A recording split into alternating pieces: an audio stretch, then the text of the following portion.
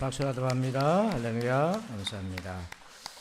오늘 주시는 말씀 보겠습니다. 성경 말씀은 신약 성경 고린도전서 13장 7절 한 절만 보겠습니다.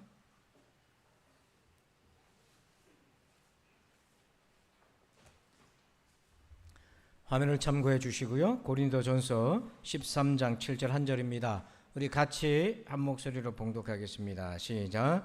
모든 것을 참으며 모든 것을 믿으며 모든 것을 바라며 모든 것을 견디느니라. 아멘. 할렐루야. 자, 오늘 말씀 제목 같이 한번 읽어보실까요? 시작. 사랑한다면 소망을 잃어버리지 말아야 된다. 그런 제목인데요. 여러분, 우리가 예수님을 믿지 않은 사람들도 사랑하고 살잖아요.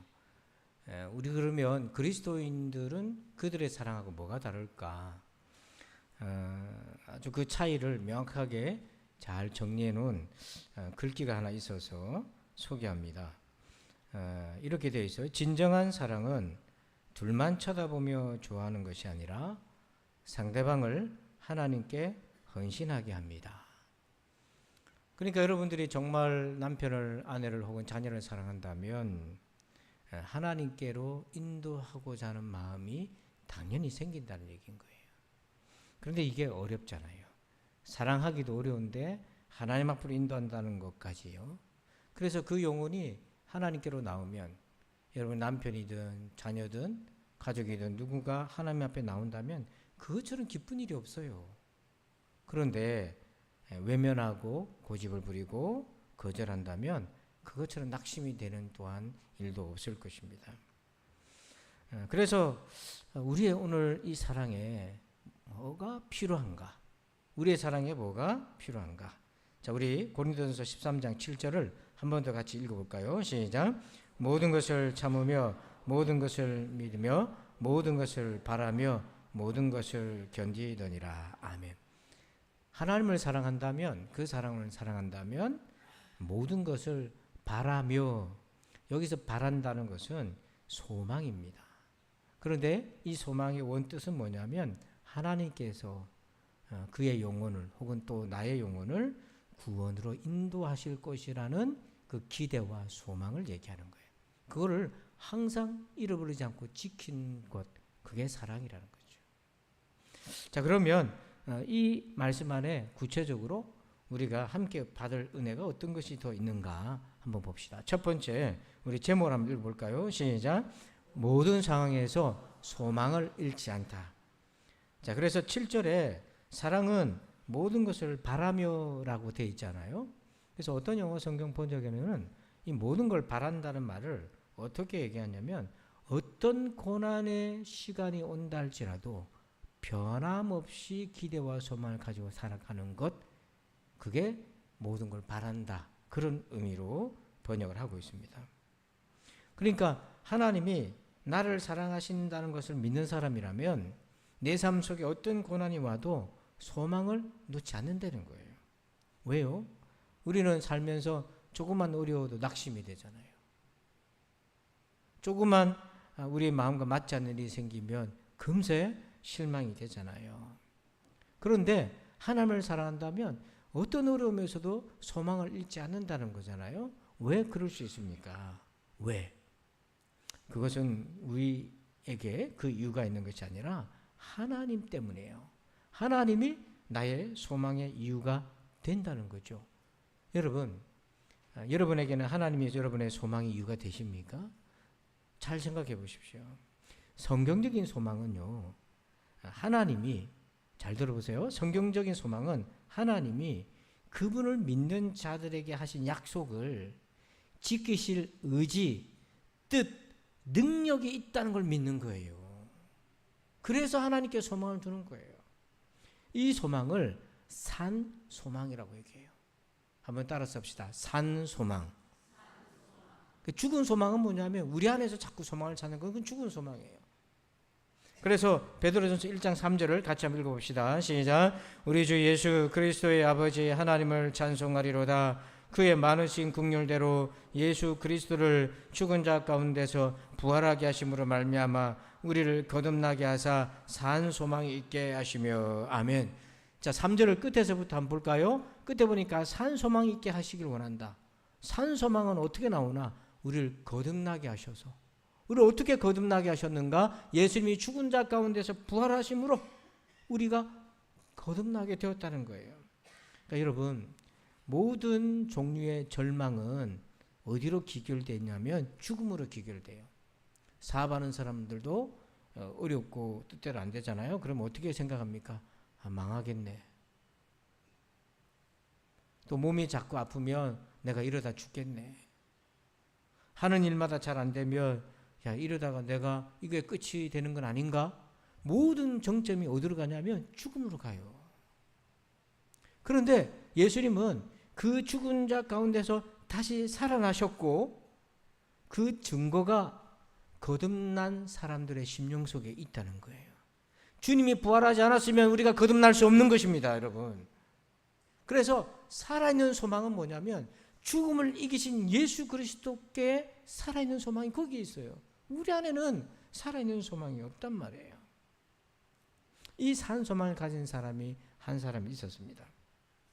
사도 바울인데요. 사도 바울이 사도행전 27장에서 로마로 압송이 되었습니다. 죄 때문에, 유대교 종교법을 어긴 죄 때문에 로마로 압송이 되었는데 그 압송당하는 배를 타고 가다가 그 배가 풍랑을 만났어요. 자, 그래서 27장 20절에 보니까 여러 날 동안에 해도 별도 보이지 아니하고 큰 풍랑이 그대로 있음에 구원의 여망마저 없어졌더라. 여기에 구원의 여망마저 없어졌다는 것은 뭐냐면, 여러분 비가 오면, 소나기라는 게 비가 오면 좀 기다리면 멈춰요. 어때요? 그치잖아요. 그 경험치잖아요. 뱃사람들은요, 풍랑이 오면 며칠만 버티면 이 풍랑이 지나갈 거라는 경험치가 있는 거예요. 그런데 웬일인지 그날의 그 광풍은 그 경험치를 훨씬 초과해 버렸어요. 시간이 지나도 잔잔할 여지가 없어요. 그래서 모두가 상식선에서 이제 안 되겠구나, 더 이상 먹고 마실 수도 없고 버틸 수도 없고 다 포기했다는 거예요. 근데 포기하지 않았던 한 사람이 있었어요. 23절 같이 한번 읽어봅니다. 시작. 내가 속한 바 곧 내가 섬기는 하나님의 사자가 어젯밤에 내 곁에 서서 말하되. 아멘. 딱 한 사람, 사도 바울은 모든 구원의 여망이 사라졌을 때 구원을 포기하지 않고 소망을 포기하지 않고 기도했어요. 왜요? 하나님이 자기를 로마로 인도하신다고 하는 약속을 지키실 뜻과 의지와 능력 있는 분을 믿었기 때문에 그렇습니다. 그래서 바울은 끝까지 기도했고 소망을 잃지 않았고 그의 믿음대로 구원을 받게 되었던 것이죠. 여러분, 저나 여러분 안에는 소망이 없어요. 그러나 하나님에게는 소망이 있습니다. 이걸 잃어버리지 마세요. 미우라 아야코라고 빙점이라는 유명한 소설의 작가이기도 하는데요. 삶의 답이 있을까라는 신앙적 수필에 그분이 이런 글귀를 적은 적이 있어요. 나는 똑똑하다, 나는 사려 깊다, 나는 신중하다, 나는 용이 주도하다. 이렇게 우리는 모든 면에서 자신의 능력을 믿는다, 과신하고 있는 것이다. 이렇게 말하는 나 역시 어리석다, 약한 존재, 추한 존재라고 하면서 자신을 하나님께 맡기고 난 뒤에도 이내 그 사실을 잊어버린 채 하나님을 의지하고 신뢰하기보다는 자신의 지혜에 의지하고 만다. 매일을 그렇게 반복하고 있다. 신앙을 가졌다고 하지만 이 얼마나 보잘것없는 신앙인가.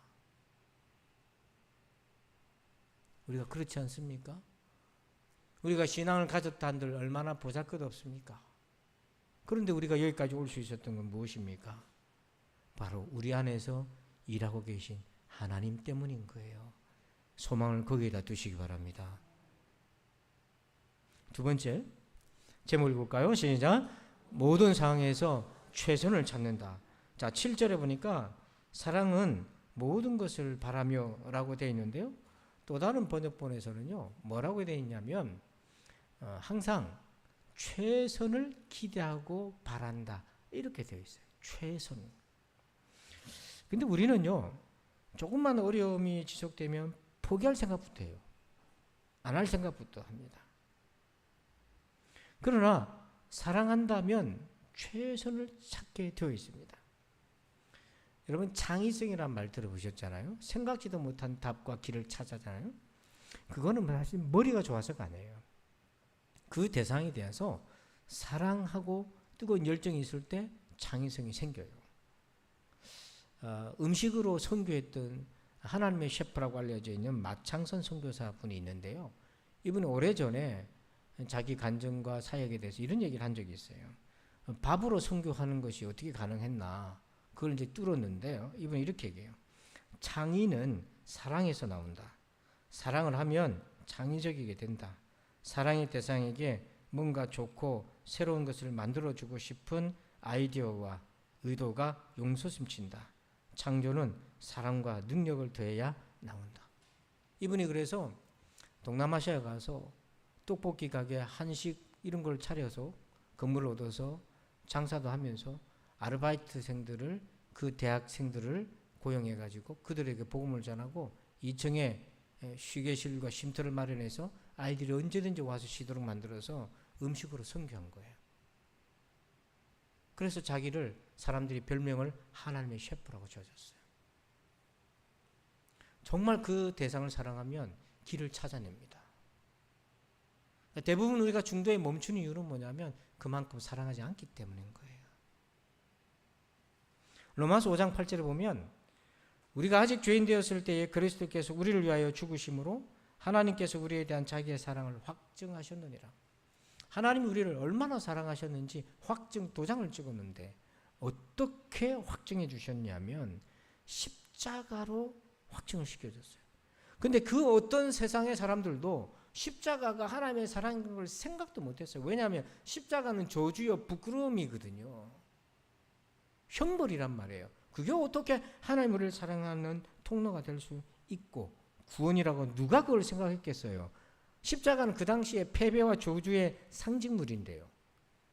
일찍이 하나님이 이사야 선지자를 통해 말씀하셨어요.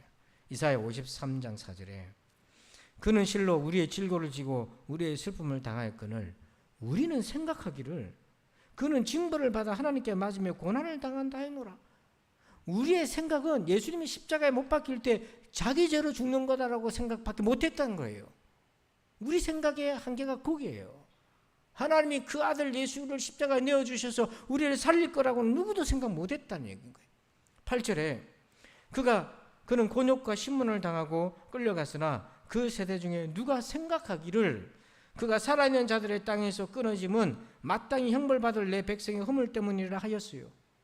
그 세대 누구도 생각 못했다는 거예요. 예수님이 죽으시는 것은 마땅히 형벌받을 저 여러분을 위한 대신 죽는 죽음이란 걸 아무도 생각 못했다는 거예요. 그래서 이것을 하나님의 지혜라고 하잖아요. 세상이 알 수 없는 지혜라고 얘기하잖아요. 하나님 우리를 그만큼 사랑하셨기에 사단도 세상도 알 수 없는 하나님의 놀라운 길로 십자가 길로 우리를 사랑해 주셨어요. 2023년도에 작년이죠. 8월 달에 터키, 지금은 튀르키예라고 국명을 고쳤는데요. 강도 7.8 대지진이 와서 16,000명 이상의 사상자가 발생했어요. 그 뒤로 얼마가 또 희생이 당했는지 집계조차 되지 않을 정도로 많은 일들이 있었는데요. 보시다시피 아파트가 무너졌는데 그 무너진 아파트 더미 속에 18개월 된 아이가 구조가 됐는데요. 56시간 만에 구조가 됐는데 골든타임이 이제 지나가는 거잖아요. 근데 보니까 어떻게 구조가 됐나 살아있었나 보니까 애기 엄마가 그 무너지는 그 순간에 애기를 붙잡고 모유를 아이한테 입에 물려서 그 56시간을 생존하게 한 거예요. 구조대가 인기척을 찾아서 구조견을 동원해서 사람 냄새를 맡고 이렇게 찾는데 더미더미를 건져보니까 엄마가 그렇게 아이를 지키고 있었어요. 그 찰나 같은 순간에 어떻게 그것을 생각해낼 수 있었겠어요? 사랑하면 최선을 찾는 거예요.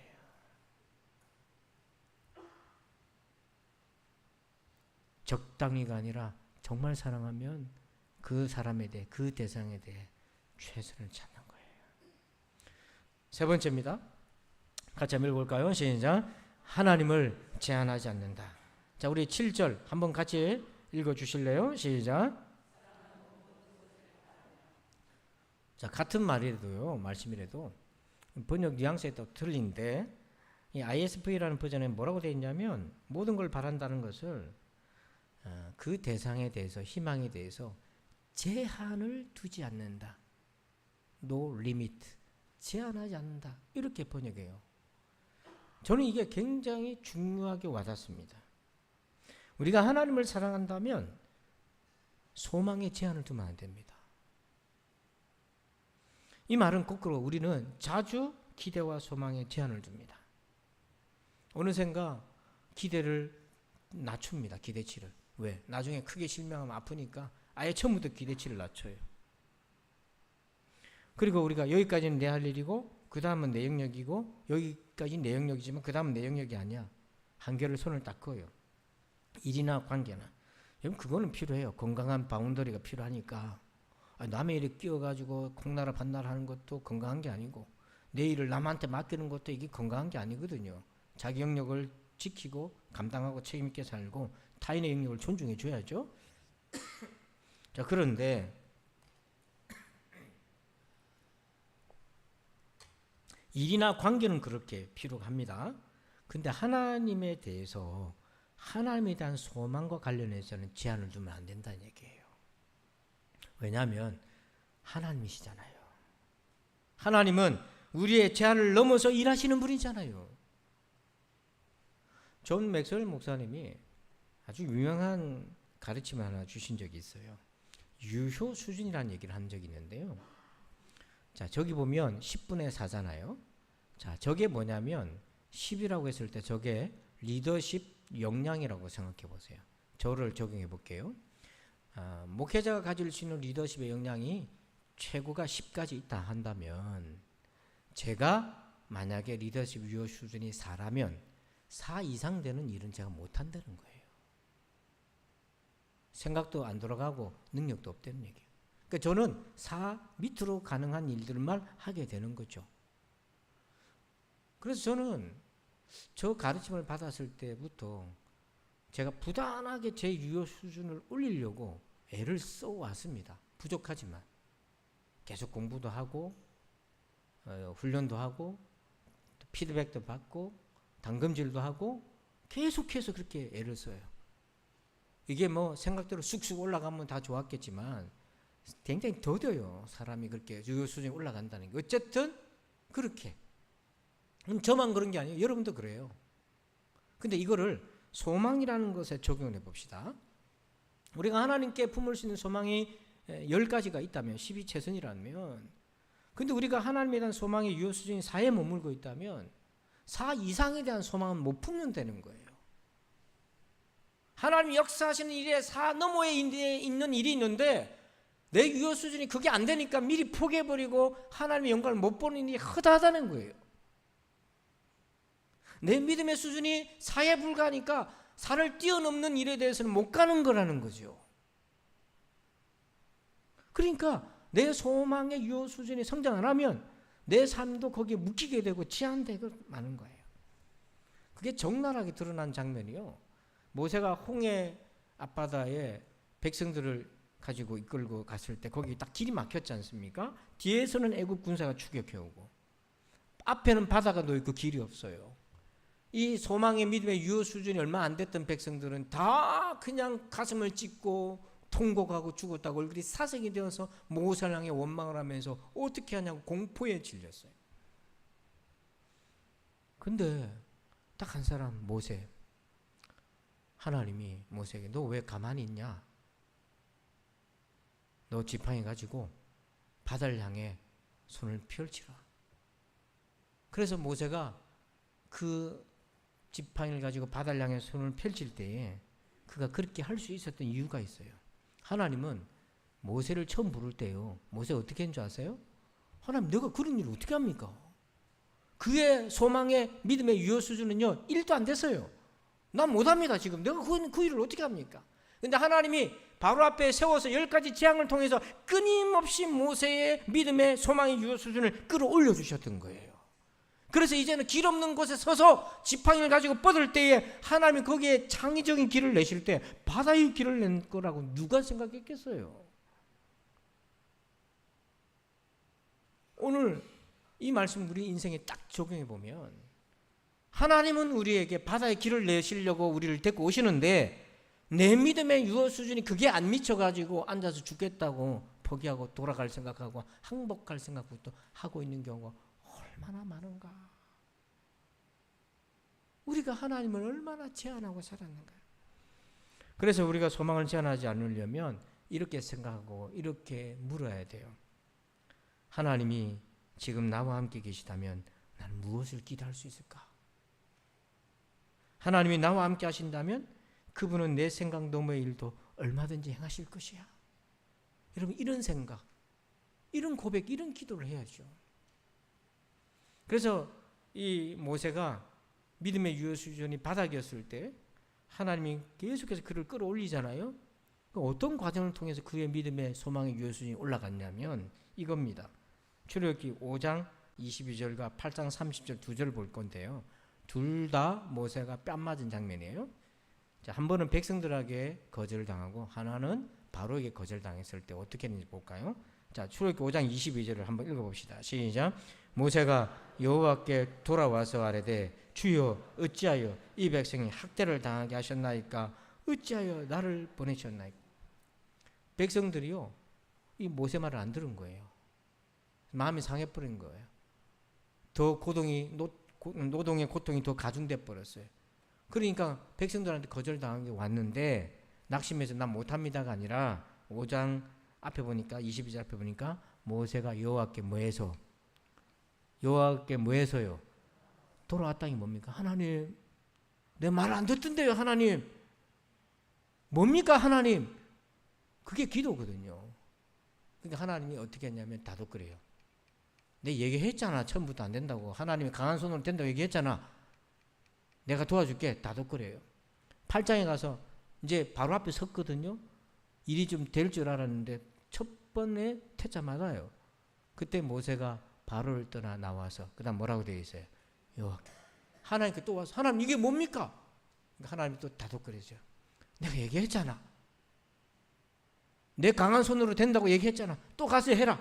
10번을 왔다 갔다 하면서 왜 그렇게 하실 건데 한 방에 해주시지 10번을 그렇게 하셨냐면 모세의 믿음의 유효 수준을 끌어올려서 지금 바로의 손에서 벗어나는 게 문제가 아니라 이 백성들을 이끌고 광야를 지나서 가나안 땅으로 가야 되는 더 큰 일들이 남아있단 말입니다.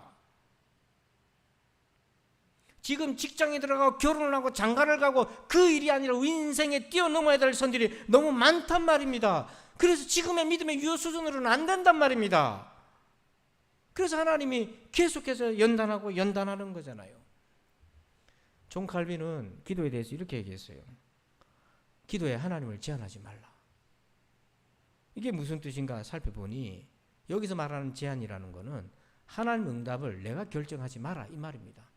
우리가 보통 구체적인 기도랑 하나님을 제한하는 것과 혼돈할 때가 있어요. 하나님 이거 언제까지 어떻게 누구를 통해서 이렇게 응답해 주세요. 우리가 기도는 어떻게 합니까? 라고 물었을 때 초보 시절에 사람들이 구체적으로 해야 된다. 그래 응답도 구체적으로 받는다. 이렇게 가르쳐 줬어요. 그 말은 틀린 말은 아니에요. 근데 한 가지 놓치고 있는 것이 있습니다. 구체적으로 기도하는 것이 하나님을 제한하는 부작용이 있을 수 있어요. 그래 놓고 내 뜻과 내 방식대로 지금 눈에 안 보이니까 하나님 응답 안 했다고 하나님 응답을 놓칠 때가 얼마나 많은가. 우리의 기도의 구체성이 하나님을 제한하는 것으로 부작용이 생기면 안 되는 거죠. 하나님은 어떤 방법으로든지 우리에게 역사하실 수 있도록 열어놓고 살아야 돼요. 다니엘 시대 때 다니엘의 세 친구가 등용이 됐지 않습니까? 바벨론 시대 때. 근데 왕이 세운 금신상에 절을 하고 다른 신에게 절을 하면 풀무불 사형에 처한다는 왕의 명령이 떨어졌어요. 근데 다니엘과 세 명의 친구들은 하나님에게 순종하는 하나님의 백성이니까 그렇게 할 수가 없었어요. 그래서 우상에게 절하지 않는 대가를 지불해야 되는데 그게 죽음이었어요. 생명과 맞바꿔야 되는 것이었어요. 그게 쉬운 일이겠어요? 불과 얼마 지나지 않아서 일제강점기 때 신사참배라든지 천황에게 절을 하고 일본 국기에 절을 하고 그 대가로 얻어맞고 옥에 갇히고 그게 쉬운 일이었겠어요. 그때 이 세 명의 친구가 왕에게 이렇게 얘기합니다. 다니엘서 3장 17절에 왕이여 우리가 섬기는 하나님이 계시다면 우리를 맹렬히 타는 풀무불 가운데에서 능히 건져내시겠고 왕의 손에서도 건져내시리이다. 이게 구체적인 기도예요. 하나님이 살아계시니까 우리를 풀무불에서 건져내실 겁니다. 그런데 거기에서 멈추지 않았어요. 18절에 빨간 글씨만 한번 읽어보실까요? 시작. 이게 뭡니까? 하나님은 다른 방법도 하실 수 있으니까 열어놓은 거예요. 만약에 17절에서만 기도했고 그래서 풀무불에 떨어졌어요. 그래서 불에 타 죽는 일이 생겼으면 하나님 안 계시는 겁니까? 그 순간에. 그 순간에 어떻게 하나님을 의지했겠어요? 그러나 이 세 친구들은 신앙훈련을 똑바로 받은 것이었어요. 구체적으로 기도했지만 하나님을 제한하지 않았어요. 그렇게 하지 아니할지라도 이 말은 믿음이 없는 게 아니에요. 하나님은 무엇이든지 하실 수 있는 분이라고 열어놨던 거죠. 이 기도에 또 다른 한 사람이 있어요. 그게 에스더예요. 에스더 4장 16절에 보니까 에스더가 왕후가 되었는데 모함에 의하여 그 페르시아 지역에 거주하던 유대인들이 다 몰살당할 위기에 놓여져 있었어요. 그래서 사촌 오빠가 모르드게가 왕후 에스더에게 네가 왕에게 가서 백성들을 살려달라고 해라. 근데 왕이 나를 안 부른 지 한 달이 됐어요. 왕이 안 부른 데 나가면 국법에 죽어요. 내 앞에 있던 왕후 와스디도 까불다가 죽었는데 내가 어떻게 그렇게 합니까? 무서워요. 근데 사촌 오빠가 호통을 쳤어요. 네 아니면 딴 사람이라도 하나님이 하신다. 그래서 정신을 차려서 에스더가 기도를 하는 이렇게 기도합니다. 당신은 가서 오빠한테 부탁해요. 가서 수산에 있는 페르시아 수도죠. 수산에 있는 유다인들을 다 모아서 나를 위하여 금식하되 밤낮 3일을 먹지도 말고 마시지도 마셔서 나도 나의 시내와 더불어 이렇게 금식한 후에 규례를 어기고 왕에게 나아가리니 거기까지가 구체적인 기도예요. 금식을 왜 했겠습니까? 하나님 내가 왕 앞에 설 텐데 왕의 마음을 어루만져 주셔서 금슈를 나한테 내밀어서 나로 죽지 않고 살게 해주시고 내가 왕에게 우리 백성들에게 부탁할 수 있는 길을 열어주세요. 이 기도가 구체적인 기도잖아요. 그런데 그 다음에 에스더가 뭐라고 했냐면 죽으면 죽으리다. 이게 뭐냐면 그렇게 하지 아니하실지라도의 에스더 버전인 거예요. 설령 내가 기도한 대로 되지 않는다 할지라도 네, 괜찮습니다. 하나님 하고 제한 두지 않았던 거예요.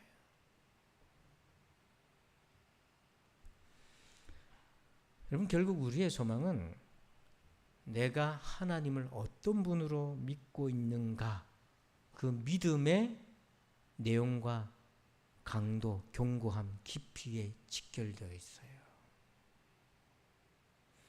여러분 어려운 일이 많이 생겨서 막 흔들리고 금방 낙심되고 그냥 가슴이 철렁하고 그럴 수 있잖아요.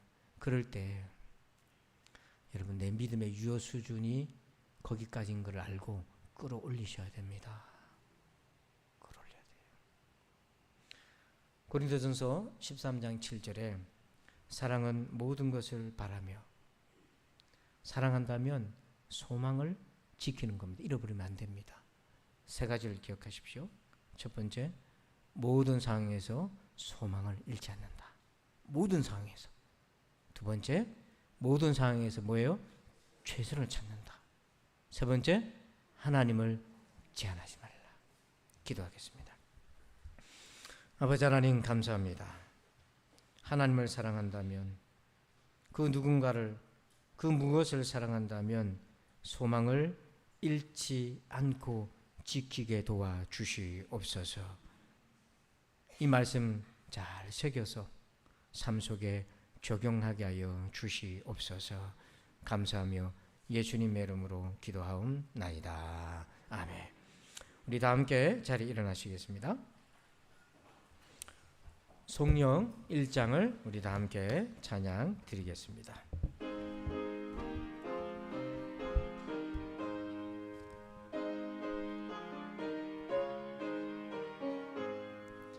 만복에 드러나나니 온 백성 찬송 드리고 저 천사여 찬송하세 찬송 성부 성자 성령 아멘. 이제는 우리 구주 예수 그리스도의 은혜와 하나님 아버지의 그 크고 놀라우신 사랑하심과 성령님의 감화감동 교통은혜 충만하심의 역사하심이 사랑하면 모든 것을 바라며 소망을 잃지 않고 지키며 살기를 원하는 우리 모두들 위해 이제부터 영원토록 함께 계실지어다. 아멘.